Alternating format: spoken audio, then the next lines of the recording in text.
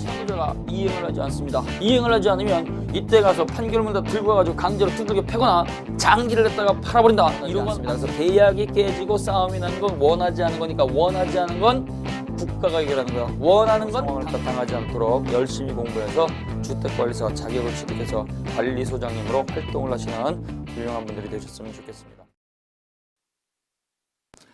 자, 3교시입니다. 우리 선생님들이 지금 이 민법을 갖다가 핵심 정리를 갖다 이렇게 듣고 계시는데요. 자주 들으셔야 되고 자주 반복하셔야 됩니다. 시험장 가시기 전까지는 모든 게 끝난 게 아닙니다. 1차를 위주로 우리 선생님들이 정확하게 정리하셔야 돼요.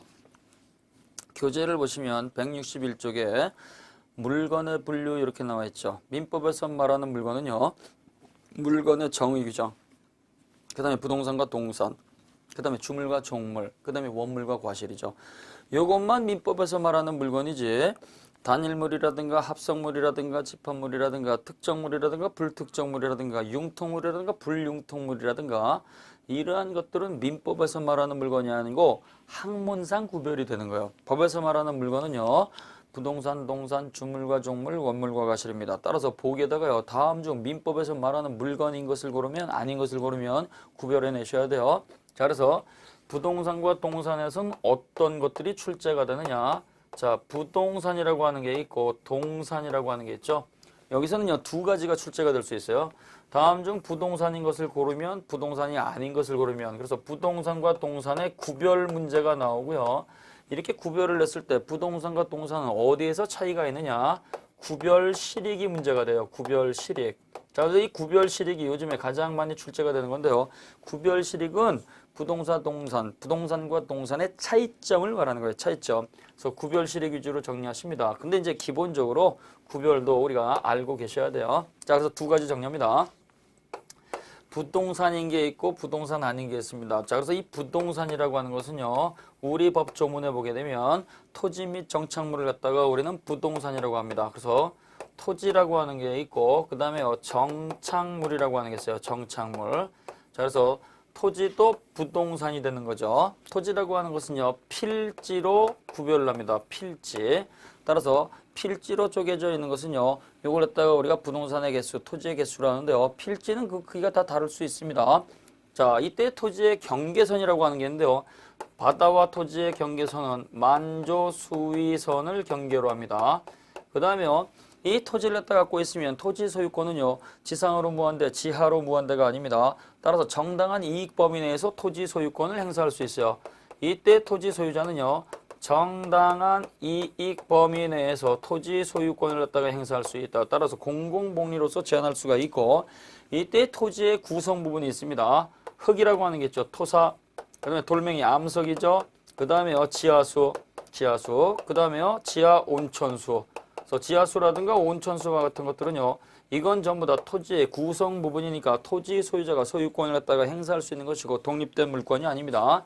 그러나 지하에 있는 미채굴 광물이 있습니다. 그래서 미채굴 광물이라고 하는 거, 요 미채굴 광물은요.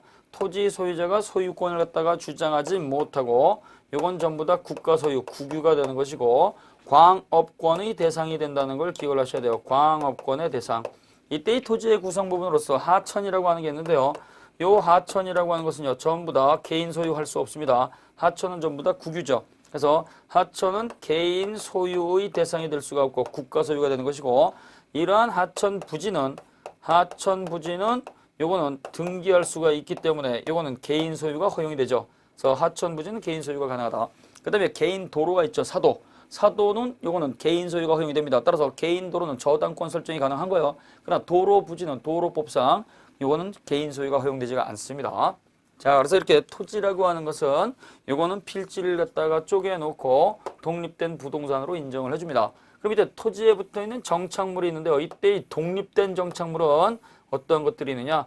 정착물로서 쉽게 분리해체하지 못하는 것들, 이런 것들은 부동산으로 취급을 해줍니다. 그래서 토지의 정착물에서 가장 대표적인 것이 바로 건물이라고 하는 게 있습니다. 우리는 토지 등기부가 따로 있고 건물 등기부가 따로 있으니까 건물은 토지의 일부로 취급하지 않습니다. 토지하고 건물은 완전히 분리 독립된 물건으로서 이 부동산이 되는 것이고, 이때 건물이냐 건물이 아니냐 판단하는 판단 기준이 있는데요. 이 판단 기준은 설계 도면과 같은 객관적 기준, 물리적 기준뿐만 아니라 그 건물에다가 건축한 자의 주관적 가치도 고려합니다. 그래서 건물에다가 판단을 했을 때에는 객관적으로만 판단을 하고 건축자의 주관적 가치는 고려하지 않는다 그러면 안 돼요. 판단 기준은 객관적 기준뿐만 아니라 주관적 요 기준도 고려하게 되고, 그러나 그렇다고 하더라도 우리는 사회 통념상, 사회 공통된 생각이죠. 사회 통념상 건물이 되기 위해서는 기둥이라고 볼 만한 게 있고, 지붕이라고 볼 만한 게 있고, 그 다음에 벽이라고 볼 만한 거, 요 세 가지를 갖춰야지만 우리는 건물로 인정을 해줍니다. 기둥, 지붕, 벽 세 가지를 갖다가 완성을 하게 되면 보존 등기와 상관이 없이 요 건물은 원시 취득한다는 거 꼭 기억을 하셔야 돼요. 그래서 공사를 갖다가 갑이 시작을 했고 완성한 사람이 을이라고 한다면 요 완성된 건물은요, 양도 당시에 기둥, 지붕, 벽 세 가지를 갖고 있었다고 한다면 갑이 원시 취득한 거예요. 그러나 양도 당시에 기둥, 지붕, 벽이 없다고 한다면 을이 원시 취득하는 겁니다. 자, 그래서 건물은 완전히 독립된 부동산입니다. 자, 근데요, 이 건물로 보지 못하는 것들이 있죠. 컨테이너 박스라든가, 그 다음에요, 우리가 가식주인 수목이라든가, 그 다음에요, 판잣집이라든가, 아파트 견본주택 모델하우스라든가, 그 다음에 공중전화 부스와 같은 거, 이런 것들은요, 부동산 아니라는 거, 건물이 아니라는 거 같이 해결하셔야 됩니다. 자, 그 다음에요, 명인 방법을 갖춘, 명인 방법, 그래서 당사자가 원하는 자유로운 소유권 표시 방법으로서 이름표 표차를 갖다가 붙이거나 울타리를 갖다가 쳤거나 아니면 페인트를 갖다가 칠했다거나 이러한 것들 따 해가지고 내 거니까 손대지 마세요. 거기다가 이름을 갖다가 정확하게 표시를 하게 되면 요 명인 방법에 의해서 소유권을 갖다가 표시한 수목 또는 수목의 집단, 수목 또는 수목의 집단이라고 하는 것은요, 요건 독립된 부동산으로 취급을 해줍니다. 그러나 명인 방법에 의한 수목 또는 수목의 집단은요, 등기부가 존재하지 않기 때문에 명인 방법이 유지가 됐을 때에는 소유권 표시도 가능하고 양도 담보 설정도 가능하지만 저당권의 객체가 될 수 없다라는 것 꼭 기억을 하셔야 돼요. 그래서 명인 방법을 갖췄으니까 소유권 표시, 양도 담보 표시는 가능하지만 저당권 설정은 못한다. 저당권은요, 독립된 등기부가 있어야 돼요. 근데 명인 방법에 의한 수목 또는 수목의 집단은요, 등기부가 없으니까 저당권 설정은 불가능한 거예요. 이 명인 방법은요, 자기가 원해서 소유권 표시하는 거니까 한그루도 명인 방법 설정이 가능하고, 그 다음에 집단으로 하는 것도 상관이 없습니다. 자, 근데요, 요 임목법에 의해서, 임목 등기에 관한 법률이죠. 요 임목법에 의해서 등기를 갖춘, 등기가 된 수목의 집단은, 요 수목의 집단이라고 하는 것은요, 이거는 소유권 표시도 가능하죠. 양도담보 설정도 가능하죠. 그 다음에 등기부가 있으니까 저당권 설정도 가능하다는 거 같이 기억을 하셔야 돼요. 자, 그래서 이때 임목법은요, 경제적 가치가 있는 나무를 집단으로 등기할 수 있는 법입니다. 따라서 등기를 했다가 나무를 할 때는요, 나무를 등기를 할 때는 집단으로 등기한다는 거 꼭 기억을 하셔야 돼요. 그 다음에 명인 방법을 갖춘 미분리 과실이 있습니다. 미분리 과실은 따기 전 열매죠. 이 따기 전 열매, 사과라든가 배와 같은 거, 이러한 것들을 따기 전 열매 미분리 과실은요, 명인 방법을 갖추기 전에는 토지의 일부가 되지만 명인 방법을 갖추게 되면 그때부터는 독립된 부동산으로 취급하는 겁니다. 독립된 부동산. 그 다음에요, 수확기에 있는 농작물 있죠. 수확기에 있는 농작물. 그래서 이 수확기에 있는 농작물은요, 그 토지를 갖다가 빌렸을 정당한 권원이 있는지 없는지 권원의 여부를 불문하고, 그래서 그 권원 여부를 불문하고 언제나 경작자 소유의 독립된 부동산입니다. 경작자, 즉 재배자죠. 경작자 소유의 독립된 부동산이라는 거 꼭 기억을 하셔야 돼요. 자, 그래서 수확기에 있을 것, 수확기에 있어야지만 되는 것이지 파종기에 있을 때는 안 됩니다. 싹이 났을 때는 독립된 부동산이 아닙니다. 수확기가 돼야지만 잡초와 구별이 되는 거예요. 또 농작물이니까 단년생이어야 되겠죠. 단년생 농작물이어야 됩니다. 따라서 유실수와 같은 거, 단연생 인삼과 같은 거, 이런 것들은 농작물에 들어가지 않습니다. 자기 땅에 심었던 타인 소유 토지에 심었든 간에 위법하게 심었든 부당하게 심었든 간에 따지지 말고 수확해 있는 농작물은 전부 다 누구 거요? 전부 다 독립된 부동산으로서 경작자 소유라는 걸 기억을 하셔야 돼요. 경작자 소유. 따라서 이때는요. 수확해 있으면 잡초가 구별이 되기 때문에 경작자는요. 명인 방법을 갖출 필요도 없습니다. 명인 방법. 그러나 이 경작자 재배한 사람으로부터 밭대기로 넘겨받은 상인은 매매를 통해서 넘겨받았으니까 상인은 공시를 해야 돼요. 따라서 경작자는 명인 방법을 갖출 필요가 없지만 상인은 명인 방법을 갖추어야지만 된다라는 거 같이 기억하시면 되겠습니다. 자, 그래서 이렇게 토지 및 정착물을 갖다가 부동산이라고 하고요. 이러한 토지라든가 정착물로서 쉽게 움직이지 못하는 건물이라든가 명인 방법을 갖춘 수목 또는 수목의 집단, 등기부를 갖다가 갖춘 수목의 집단, 그 다음에 명인 방법을 갖춘 미분리과실, 수확기의 농작물은 전부 다 부동산이다. 그럼 이거 말고 뭐냐? 이거 말고 동산이라는 얘기예요. 이거 말고 동산. 자, 그래서 이 동산에서 이제 우리가 조금 기억을 할게. 전기와 같은 에너지는 동산으로서의 물건이다. 그 다음에 자동차라든가 20톤 이상의 선박이라든가 건설 중장비라든가 항공기는 동산이지만 경제적 가치가 크니까 이러한 것들은 별도의 등기 등록대장을 갖고 있는 동산이다. 따라서 등기 등록대장이 있으니까 동산이지만 특별법에 의해서 저당권 설정이 가능하고 이러한 것들은 동산 선의취득은 주장하지 못한다. 그 다음에 우리가 입장권이라든가 상표권이라든가 승차권이라든가 상품권과 같은 거 이러한 것들은요 무기명 채권 증세에 불과한 것이다. 그 다음에 중요한 게 돈이라고 그랬습니다. 자, 그래서요 이 동산에 있어서 중요한 게 돈, 금전입니다. 돈이라고 하는 것은요 지불수단으로 쓰는 거죠. 그래서 지불수단이니까 거래를 했을 때 그 가치를 갖다 지급하는 거잖아요. 그래서 163쪽에 보시면 동글명이 4번에 금전, 이 금전 돈이라고 하는 건 특수한 동산입니다. 특수한 동산이라는 얘기는요. 일반 동산과 다른 특성을 갖고 있다는 얘기예요. 분명히 동산인데 그래서 이 돈은 지불수단이니까 가치 표상의 수단이고 써버리면 없어지는 거니까 돈은 원칙적으로 물권적 청구권을 인정하지 않습니다. 그래서 돈이라고 하는 것은요. 다른 돈으로 바꿔줄 수 있으니까 채권적 청구권을 인정한다는 얘기예요. 그럼 이때 돈이라고 하는 것은 소비물이니까 소비대차라든가 소비임체의 목적이 되는 것이지 원칙적으로 사용대차라든가 임대차의 목적은 할 수가 없어요. 그러나 예외적으로 이 돈이라고 하는 것이 수집의 대상이 됐을 때에는 물건으로서 성질을 갖죠. 따라서 화폐를 갖다가 수집한 사람이 다른 사람한테 빌려주고 사용료 받는 임대차도 가능하고요. 공짜로 빌려서 전시하는 것도 가능하기 때문에 수집 대상인 화폐는 임대차와 사용대차의 목적이 될 수가 있고 이러한 경우에는요. 그 수집 대상이 되는 화폐를 갖다 전시가 끝나면 그 돈을 그대로 되돌려주는 거니까 예외적으로 물권적 청구권도 가능합니다. 그럼 이때 돈이라고 하는 것은요. 일반 동산과 다른 특성이 무엇이냐? 이 일반 동산, 다른 물건들은요. 점유하고 있으면 100% 소유자라고 말할 수가 없는데 금전은요. 점유자가 소유자입니다. 그래서 금전은 점유자가 소유자, 따라서 점유와 소유가 일치하기 때문에 다른 동산과 달리 선의 취득의 대상이 될 수가 없습니다. 그러나 수집 대상이 되는 화폐는 선의 취득할 수가 있어요. 물건이니까. 그 다음에요. 이러한 금전 채무 불이행이 있을 때는요. 돈을 빌려간 사람은요.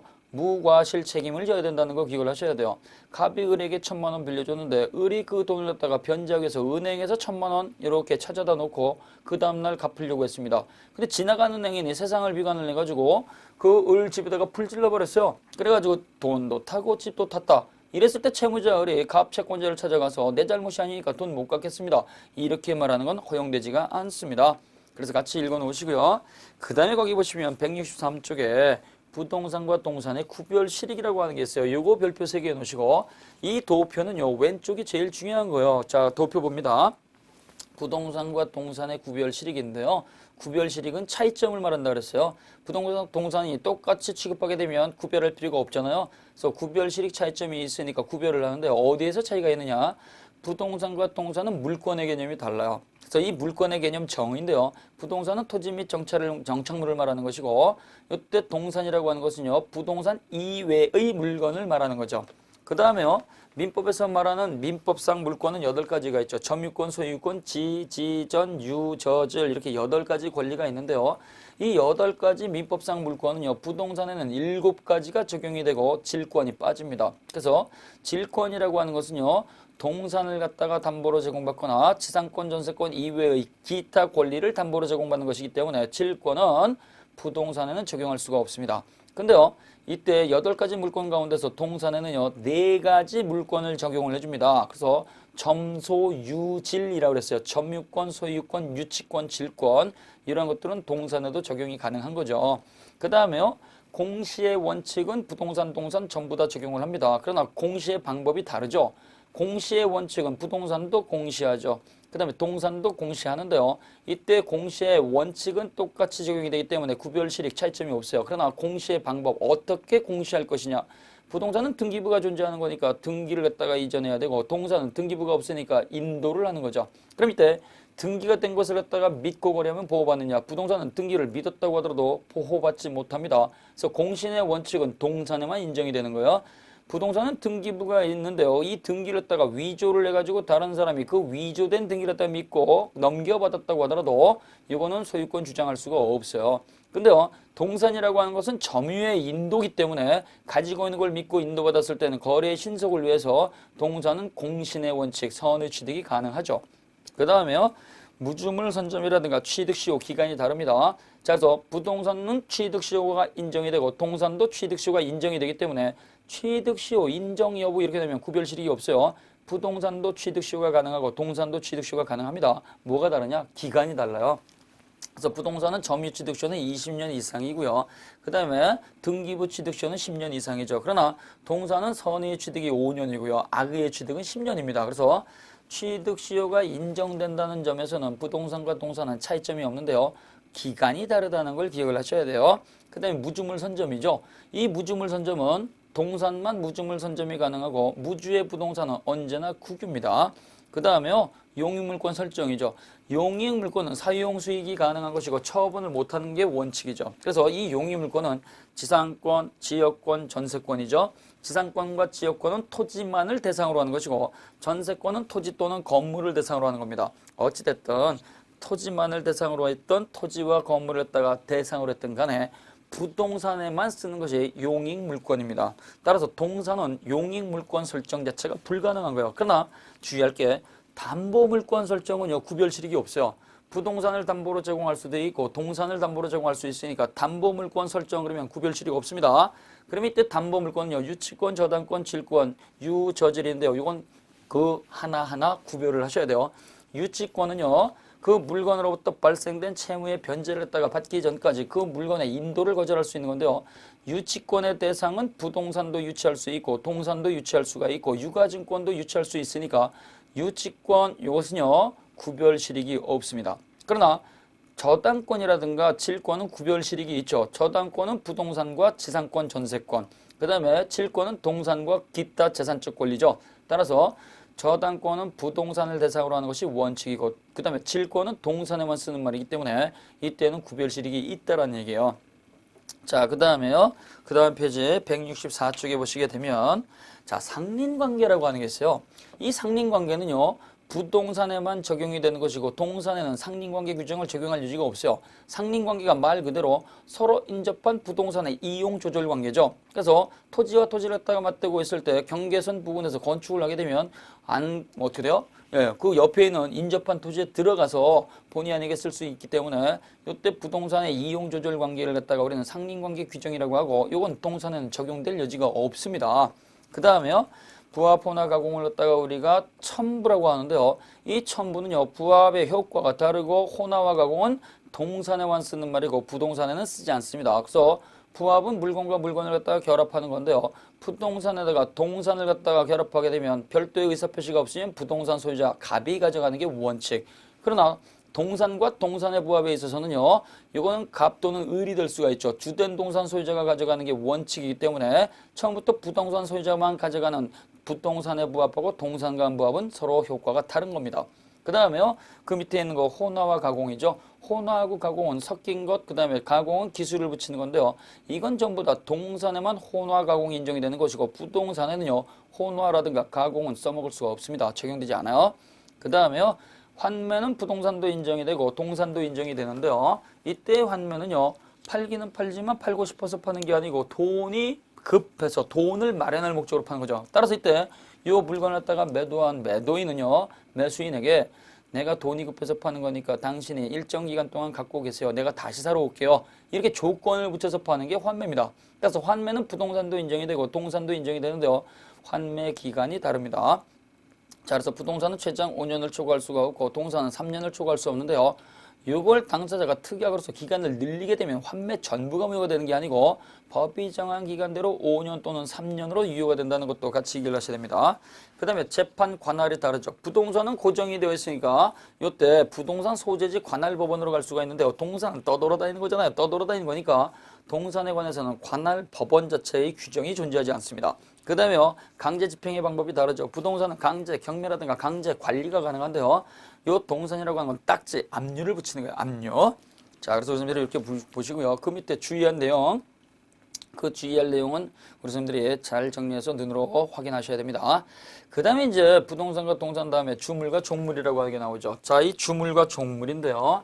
주물과 종물, 여기도 문제가 잘 나옵니다. 자, 그래서 이 주물과 종물인데요. 주물과 종물은 종물이 되기 위한 성립 요건 4가지를 기억하셔야 돼요. 종물이 되기 위한 종물의 성립 요건이죠. 성립 요건. 그 다음에 이 종물이 존재하게 되면 종물에 대한 법적 효과, 그 다음에 판례의 태도, 이렇게 3가지를 우리가 정리하셔야 됩니다. 자, 우리가 종물이 되기 위해서는요, 반드시 요건을 갖춰야 돼요. 주인된 물건을 갖다가 따라다니면서 도움을 주는 게 종물인데요. 이때 종물은 어떠한 물건이 종물이 될 수 있느냐? 반드시 주물의 상용에 제공이 돼야 됩니다.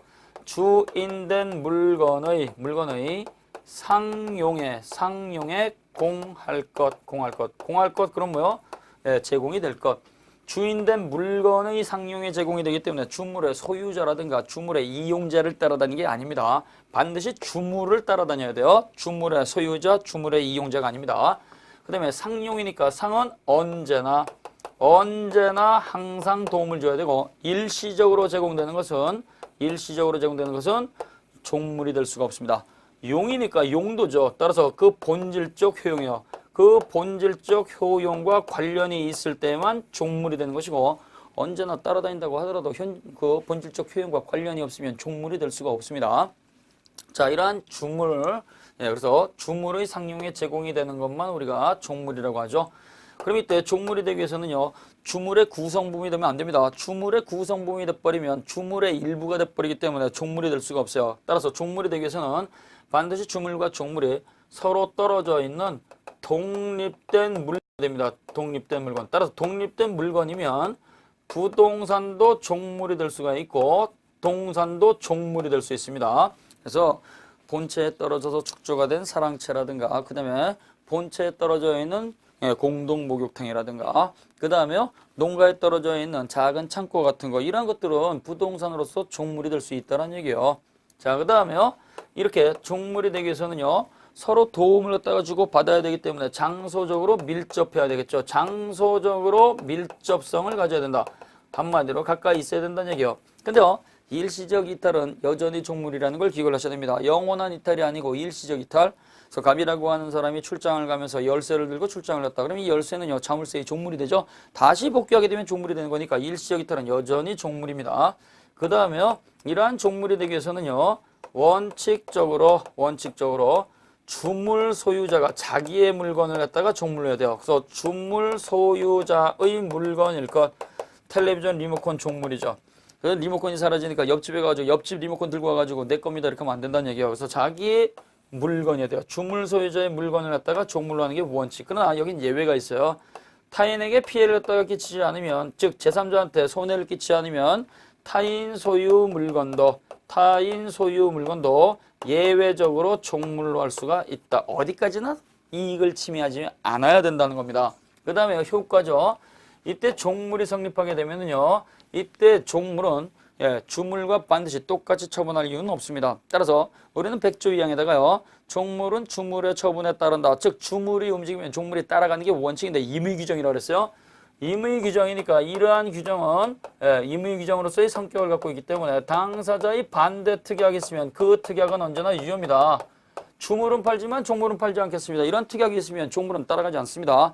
또 종물은 역시 경매에 포함시키지 않겠습니다. 이런 특약이 있으면 그 특약은 다 유효입니다.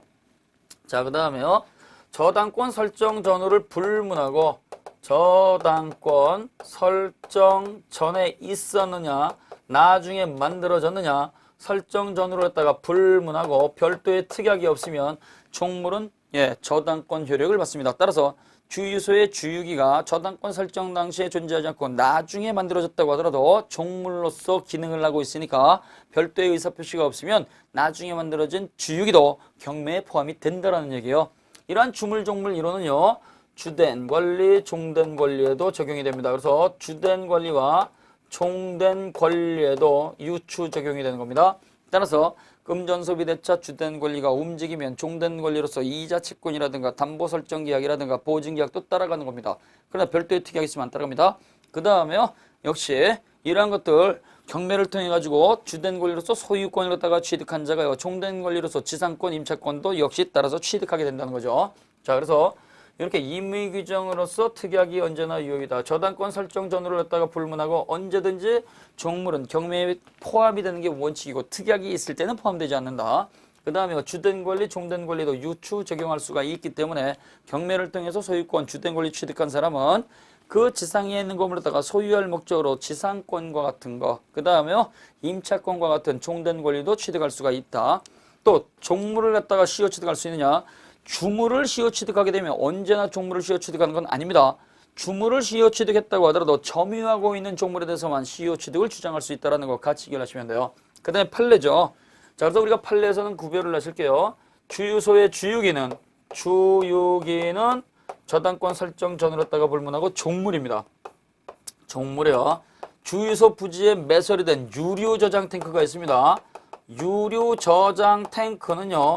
이거는 주유소 부지에 매설이 됐다고 하더라도 종물이 아니고 이건 부합물입니다. 부합물. 토지라고 하는 부동산에 유류 저장 탱크라고 하는 동산이 파묻혀 있는 거죠. 이 유류 저장 탱크를 갖다가 끄집어내기 위해서는 비용 부담, 손해가 크기 때문에 차라리 파묻어 놓겠다는 얘기예요. 따라서 유류 저장 탱크는 종물이 아니고 부합물이다. 그 다음에 건물 정화조가 있습니다. 건물 정화조라고 하는 게 있는데요. 이 건물 정화조는 종물도 아니고 부합물도 아니고 건물 자체의 일부입니다. 그래서 건물의 구성 부분으로서 건물의 일부분이 되는 거예요. 자, 그래서 주유기는 종물이고 유리저장 탱크는 부합물이고 그 다음에 건물 정화조라고 하는 것은 건물의 구성 부분이니까 종물도 아니고 부합물도 아니다. 횟집에 있어서 횟감을 갖다가 보관하는 수작관도 종물이 되는 거죠. 그 다음에 백화점에 있어서 전화교환 설비도 역시 종물이 되는 겁니다. 그러나 이면의 자연석을 갖다가 조각을 해서 부처로 만들었을 때 그 부처, 석불은 독립된 물건이 된다는 거 같이 기억하시면 되겠습니다. 자, 그래서 이렇게 종물, 주물 우리가 정리를 했다가 해 놓으시고요. 그 다음에 보시게 되면은요, 168쪽에 원물과 과실이라고 하는 게 있습니다. 자, 이 원물과 과실도 역시 시험 문제가 나오는 게 두 가지 정도가 나옵니다.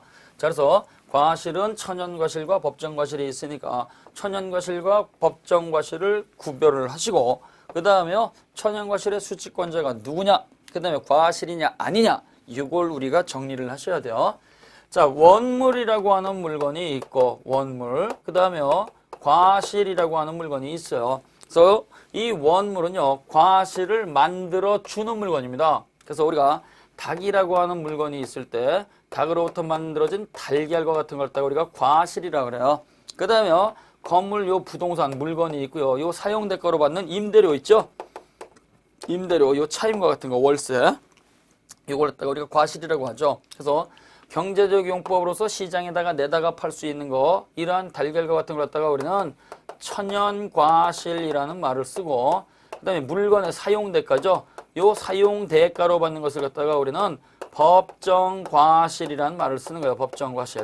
자, 그래서 이렇게 만들어진 물건을 갖다가 우리가 과실이라고 하고요. 이 과실은 경제적 용법으로서 시장에 내다가 팔 수 있는 걸 갖다가 천연과실. 그래서 달걀이라든가 사과라든가 채석장에서 만들어진 석재와 같은 거, 이런 게 전부 다 천연과실이라는 얘기예요. 그 다음에 물건의 사용대가로 받는 거, 원금을 빌려주고 받는 약정이자라든가 법정이자, 그 다음에요, 예, 물건의 사용대가로 받는 월세, 임대료 같은 거, 이런 것들 갖다가 우리는 법정과실 이렇게 부르는 거예요.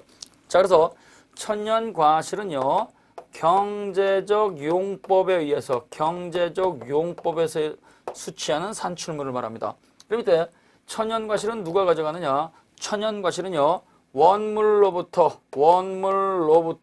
분리가 됐대. 그래서 원물로부터 분리된 때 가져갈 권리자가 가져가죠.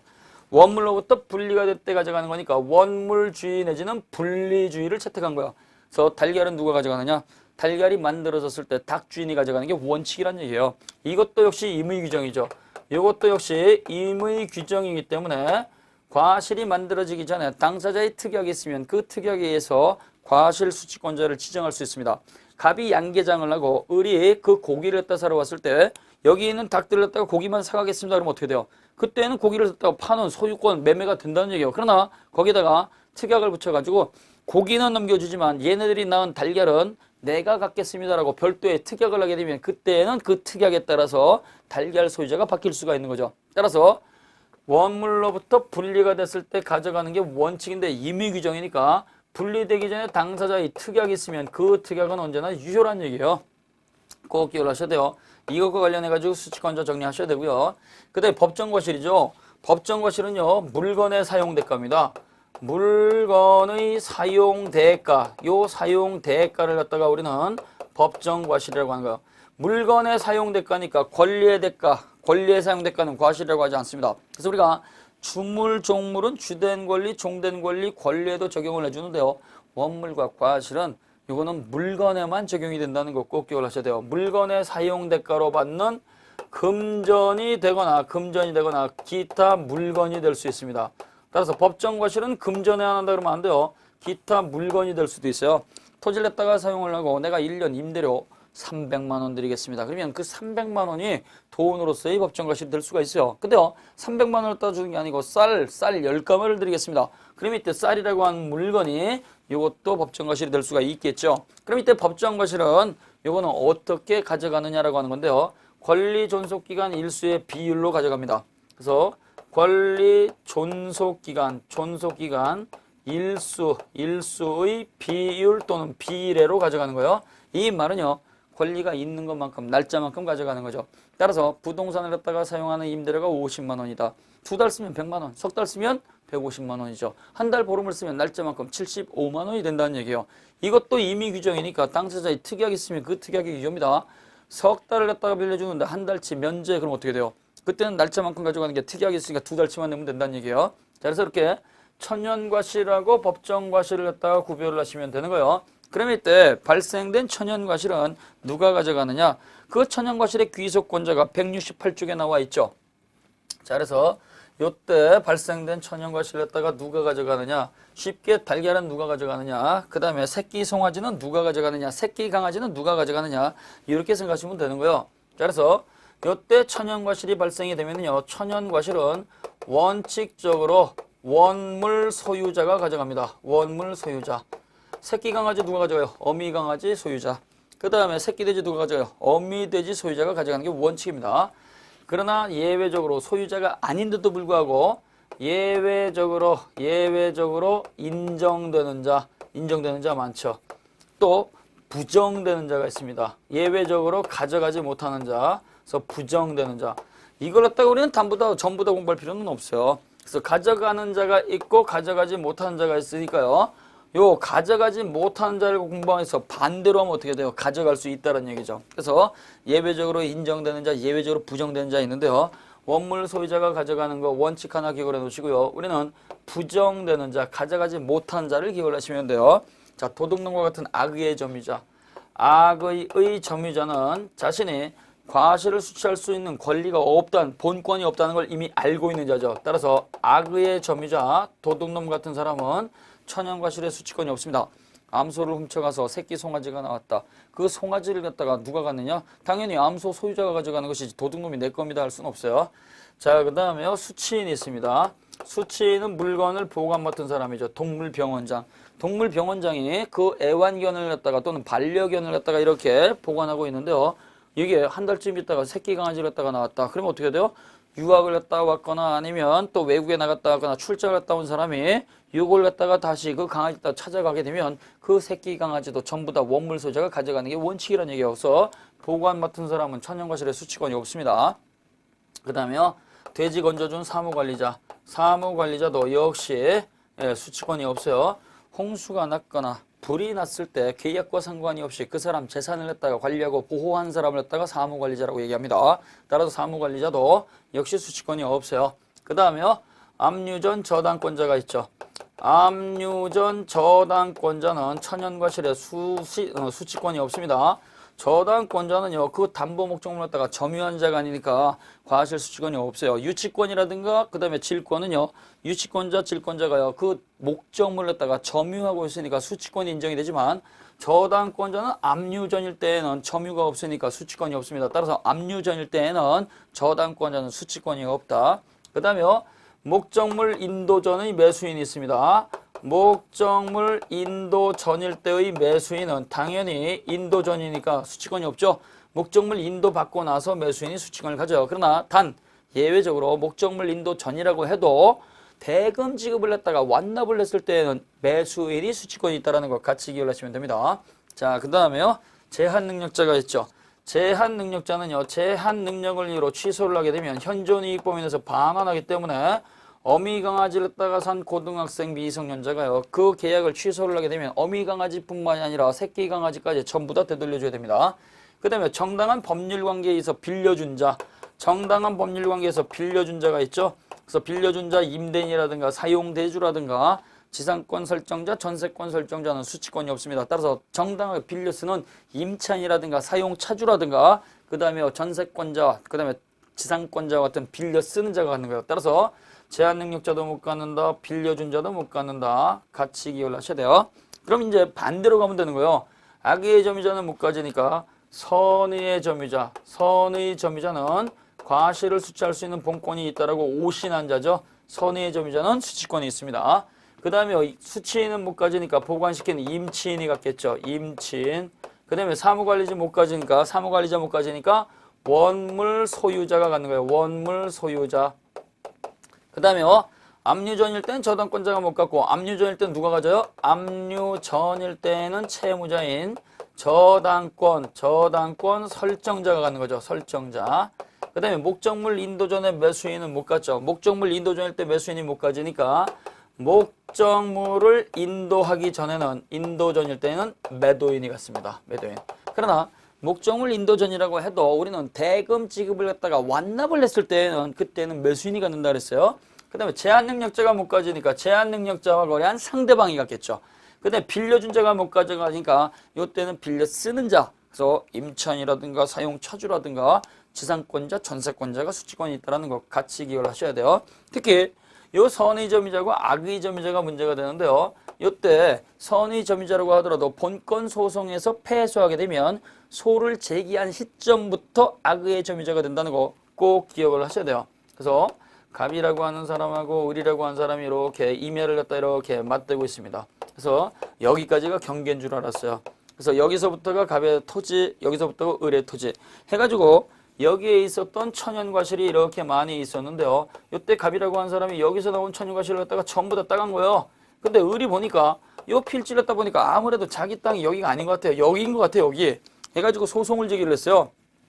법원에 가서 이렇게 소송을 했다가 제기를 했더니 법원 판사가요, 요 지적 측량을 해가지고 을 승소 여기서부터가 당신 땅이야 해가지고 을이 승소를 하게 되면 이때 갑이라고 하는 사람은 선의 점유자로서 자기가 여기까지가 소유권이 있다라고 믿고, 소유권은 과실을 수취할 수 있는 본권이잖아요. 그래서 여기까지 있는 걸 다 전부 다 따서 먹었는데 결국은 남에 있는 남의 토지에 남의 소유가 되는 천연과실을 따간 거죠.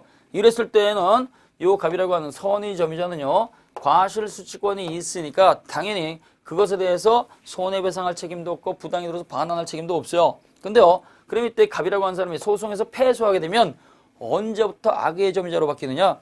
그때는 소송을 제기한 때로부터 악의 점유자가 됐으니까 소송을 제기한 때로부터 받은 건 되돌려줘야 된다는 얘기예요. 그래서 우리가 선의의 점유자라고 해서 과실 수취권이 인정이 되는데 선의의 점유자라고 하더라도 본권 소송에서 패소하게 되면 악의의 점유자로 바뀌게 되는데 언제부터 바뀌어지느냐?